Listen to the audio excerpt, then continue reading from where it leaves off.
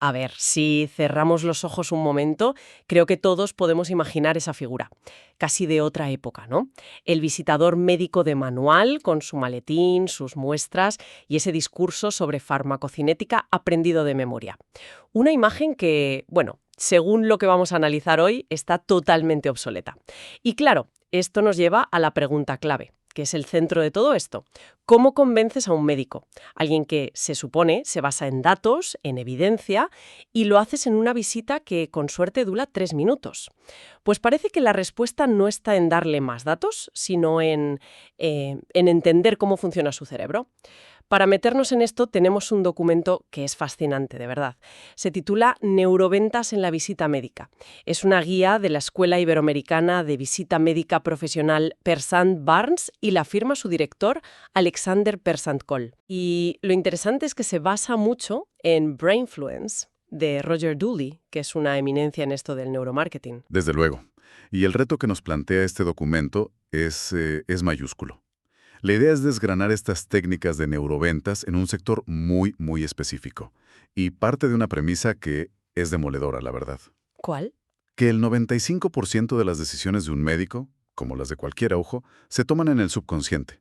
Así que la misión es entender cómo se construye esa decisión, en un entorno además de muchísima presión y poquísimo tiempo. Pues vamos a ello. La primera idea que me ha dejado pensando es un concepto que el autor llama el avaro cognitivo. Dice que el cerebro es una máquina de ahorrar energía. Y es curioso porque uno piensa en los médicos como gente acostumbrada a manejar datos complejos. Claro, Pero el documento dice que justo por eso el error más común es infoxicarlos, bombardearlos con información. es que esa es la paradoja, y es brillante. Como su día a día ya es un bombardeo de datos, su cerebro ha creado unas barreras muy fuertes para filtrar.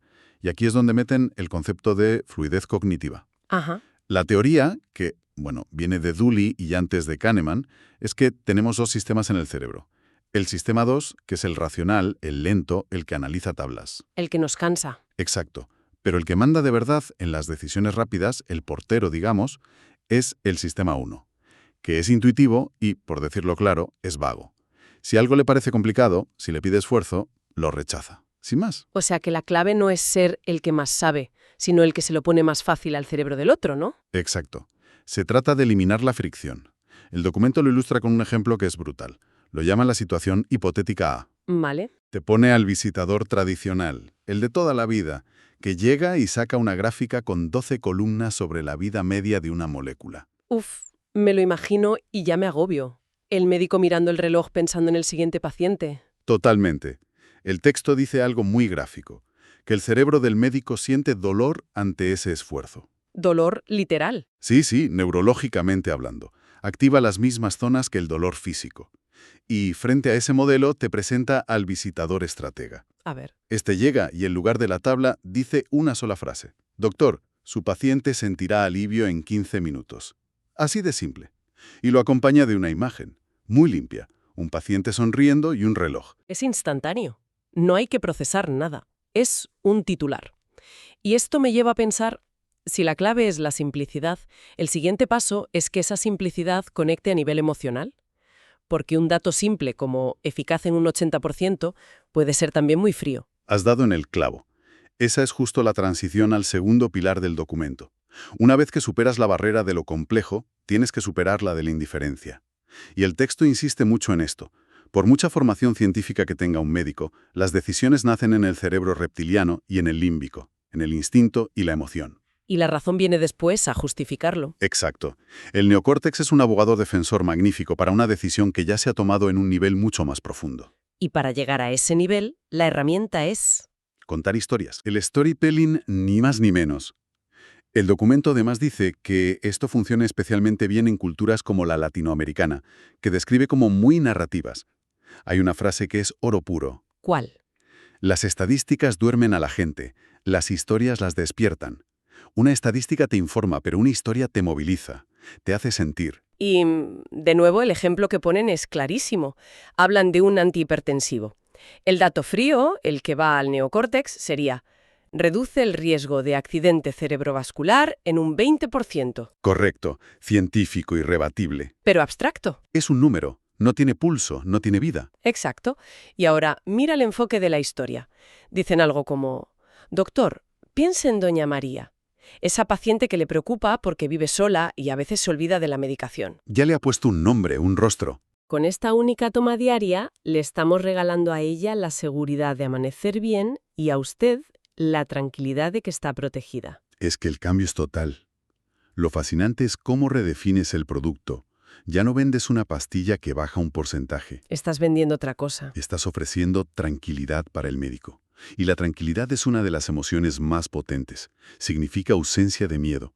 Y a la paciente le ofreces calidad de vida, seguridad. Conectas con su preocupación real, con su vocación de cuidar. Justo. La historia de Doña María convierte una molécula en una solución humana. Es un salto enorme. Y claro, al contar una historia así, creas un vínculo. Y ese vínculo me lleva a otro de los pilares del documento, los principios de influencia. La reciprocidad. Ahí está. Sí, esa idea de que cuando alguien nos da algo, sentimos una especie de deuda psicológica, una necesidad de devolver el favor. Aunque, y me parece importante, el texto aclara que no habla de sobornos, claro. Por supuesto, nada de eso. La clave aquí, en un entorno profesional y ético, es que el regalo no es material, es intangible. Se trata de aportar valor de verdad antes de pedir nada. La reciprocidad se construye sobre la utilidad. ¿Y cómo se hace eso? Pues dan un ejemplo fantástico, la información curada. El visitador llega y le dice al médico, «Doctor, sé que no tiene tiempo de leer Centeo el Journal of Medicine. Ajá. Así que le he preparado este resumen de una página con lo más importante sobre diabetes». Le está regalando tiempo, que es lo más valioso que tiene un médico. Es un cambio de mentalidad brutal. Exacto. El regalo no es el boli con el logo, es ahorrarle 5 minutos. Dejas de ser alguien que viene a quitarle tiempo para ser alguien que viene a dárselo. Y mencionan otra estrategia de reciprocidad que me parece muy astuta. Hablan de la secretaria. La guardiana de la puerta, la llaman. Eso es. Un rol clave, sobre todo en consultas más tradicionales, es el filtro. Totalmente. Pues el texto dice que generar reciprocidad con ella es fundamental. Ser amable, recordar su nombre, no como manipulación, ojo, sino como reconocimiento. Y esa amabilidad crea una alianza que, de forma natural, te facilita el acceso. Es entender todo el ecosistema de la consulta, no solo al médico. Vale, lo pillo. Y junto a la reciprocidad, el otro gran pilar que mencionan es la prueba social. Sí. La idea de que, para no sentirnos inseguros, miramos qué hacen los demás. Sobre todo a la gente a la que respetamos. Pero aquí tengo una duda. Se supone que un médico se basa en la evidencia, en ensayos clínicos, no en lo que hace el colega de al lado. ¿No choca esto con su formación? Es una pregunta excelente, porque va al núcleo de la cuestión. En un mundo ideal, sí. Pero en el mundo real, un médico toma decenas de decisiones cada día con información incompleta y bajo una presión enorme. El miedo a equivocarse, a ser el primero en usar algo que luego no funcione, es muy grande. La prueba social no sustituye la evidencia. La complementa. Actúa como un catalizador de la confianza. Reduce la percepción de riesgo. Es un atajo mental para sentirse más seguro. Vale, entiendo el mecanismo. Y el documento lo ilustra con otra situación, la hipotética B. Un médico joven que duda en probar una terapia nueva. El visitador tradicional, el de antes, diría, «Doctor, créame, es lo mejor del mercado». Una frase que genera el efecto contrario, vamos. Suena a vendedor de coches. Totalmente. En cambio, el visitador que usa la prueba social dice algo como, «Doctor, entiendo perfectamente su cautela. Es una decisión importante». Empatiza primero. Justo. Y luego añade, «Curiosamente, el doctor Martínez, y aquí nombra a un líder de opinión local respetado, comenzó a usarlo el mes pasado y me comentó que está muy satisfecho». Claro, el mensaje por debajo es, no vas a ser el primero. El doctor Martínez, que sabe mucho, ya ha hecho el trabajo de validarlo por ti. Es seguro. Has captado toda la esencia. Reduce la fricción de la decisión. Ya no es un salto al vacío. Es seguir un camino que alguien de confianza ya ha abierto. Y al final, si un visitador aplica todo esto, la simplicidad, la emoción, la reciprocidad, Su propio rol tiene que cambiar completamente. claro, pasa de ser un simple transmisor de información, el del maletín, a otra cosa. El documento habla del impacto en su marca personal. Ya no es un vendedor. Pasa de ser un vendedor de maletín, que a menudo se ve como una interrupción, a convertirse en un consultor de salud. La visita deja de ser un estorbo en la agenda para ser una fuente de valor.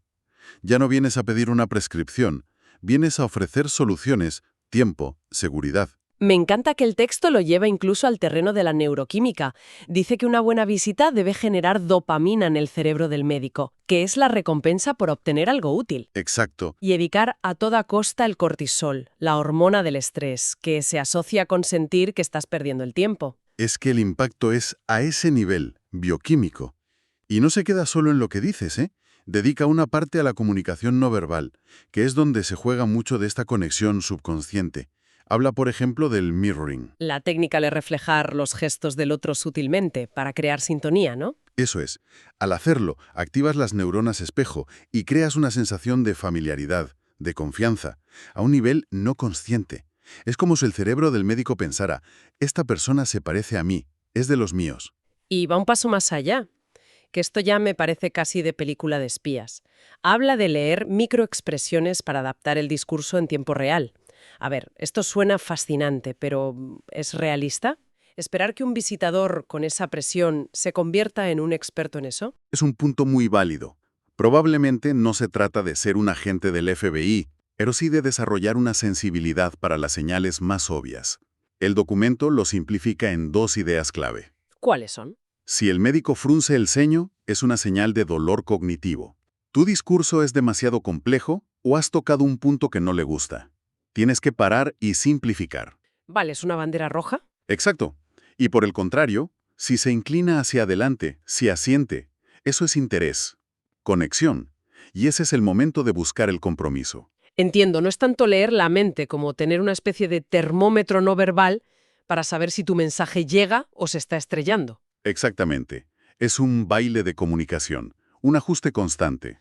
Bueno, llegando ya al final de nuestro análisis, si tuvieras que quedarte con la conclusión principal de esta guía de Pearce and Barnes, ¿cuál sería? Pues mira, creo que la idea más potente, y la repiten varias veces, es que el objetivo de estas técnicas no es manipular, no son trucos para engañar.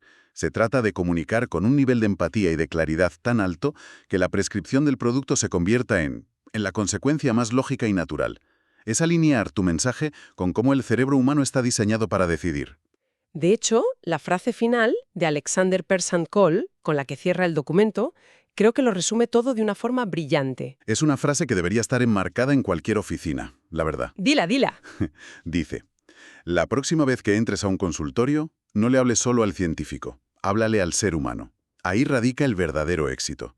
Es un recordatorio brutal de que detrás de la bata blanca, de los títulos y la jerga, hay una persona, con sus miedos, sus sesgos, sus atajos mentales, como todos, vamos. Sin duda. Y me gustaría terminar con una reflexión que me ha estado rondando toda la conversación. Todo este análisis se centra en la visita médica, un entorno muy, muy específico. Pero si estas técnicas que apelan a nuestros instintos más básicos, la pereza mental, la necesidad de historias, lo que hacen los demás, son tan eficaces para persuadir a profesionales tan analíticos como los médicos, ¿qué nos dice eso sobre nuestra propia vulnerabilidad a estos mismos principios en las decisiones que tomamos cada día? Desde qué compramos en el súper hasta las ideas que aceptamos como ciertas sin apenas cuestionarlas.